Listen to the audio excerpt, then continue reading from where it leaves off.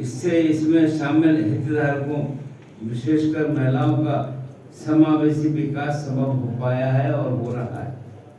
आदरणीय प्रधानमंत्री श्री नरेंद्र मोदी जी की राजधानी राज्य के नगरी स्थित केंद्रीय तसर अनुसंधान एवं प्रशिक्षण केंद्र में आयोजित भारत में तसर रेशम उद्योग के समावेशी विकास विषय पर राष्ट्रीय संगोष्ठी कार्यक्रम शिरकत की एवं कार्यक्रम का विधिवत उद्घाटन दीप प्रज्वलित कर किया गया। इस अवसर पर उन्होंने तसर उत्पाद एवं उनके प्रसंस्करण प्रक्रियाओं का अवलोकन किया। कार्यक्रम के दौरान राज्यपाल ने पुस्तक एवं शोध पत्रों का विमोचन भी किया। साथ ही इस क्षेत्र में उत्कृष्ट योगदान देने वाले व्यक्तियों को सम्मानित भी किया गया। झारखंड के राज्यपाल ने कार्यक्रम को संबोधित करते हुए कहा कि तसर रेशम उद्योग न केवल एक कृषि आधारित उद्योग है, बल्कि यह जनजातीय समुदाय की परंपरा और संस्कृति के भी अभिन्न हिस्सा है। झारखंड में इस उद्योग में देश का अग्रणी राज्य है और बड़ी संख्या में स्थानीय लोगों की आजीविका इससे जुड़ी हुई है। उन्होंने तसर रेशम उद्योग को पर्यावरण संवेदनशील एवं सतत विकास का उदाहरण बताते हुए कहा कि इससे न केवल ग्रामीण अर्थव्यवस्था को बल मिलता है, बल्कि वन संरक्षण को भी बढ़ावा मिलता है। इससे इसमें शामिल हितधारकों विशेषकर महिलाओं का समावेशी विकास संभव हो पाया है और हो रहा है। आदरणीय प्रधानमंत्री श्री नरेंद्र मोदी जी की प्राथमिकता में सदैव जनजातीय एवं ग्रामीण समुदाय केंद्रित रहा है। झारखंड में तसर रेशम उत्पादन बड़ी संख्या में लोगों की आजीविका का आधार है और आज ये राज्य तसर उत्पादन में एक अग्रणी भूमिका निभा रहा है और उसके हिसाब से काम भी कर रहा है और हम इसको समझ रहे हैं। तसर रेशम न केवल एक कृषि आधारित उद्योग है, बल्कि आदिवासी समुदाय की परंपरा और संस्कृति का भी हिस्सा है। ये उद्योग पर्यावरण संवेदनशील होने के साथ साथ वन संरक्षण को भी बढ़ावा देता है। इस उद्योग का सतत विकास हमारे सामरिक और आर्थिक उत्थान के लिए बहुत आवश्यक है।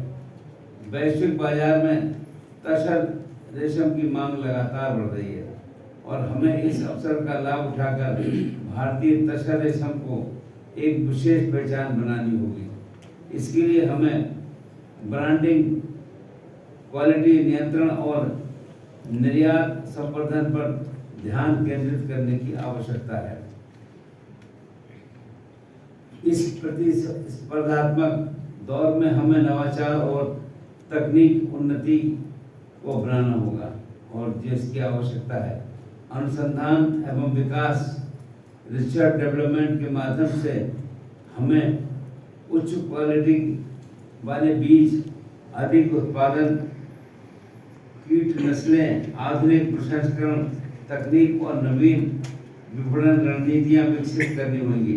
ये संगोष्ठी इस दिशा में नए विचार और ठोस कार्यनीति प्रस्तुत करेगा। ऐसा माना जाता है कि तसर की उत्पत्ति झारखंड के सारंडा जंगल में हुई थी और जिसे अक्सर भारत की तसर राजधानी कहा जाता है। लगभग 61 वर्ष पूर्व 1964 में स्थापित केंद्रीय तसर अनुसंधान एवं प्रशिक्षण संस्थान रांची केंद्रीय रेशम बोर्ड का प्रमुख संस्थान है, जो विशेष रूप से तसर अनुसंधान और विकास पर ध्यान केंद्रित करता है।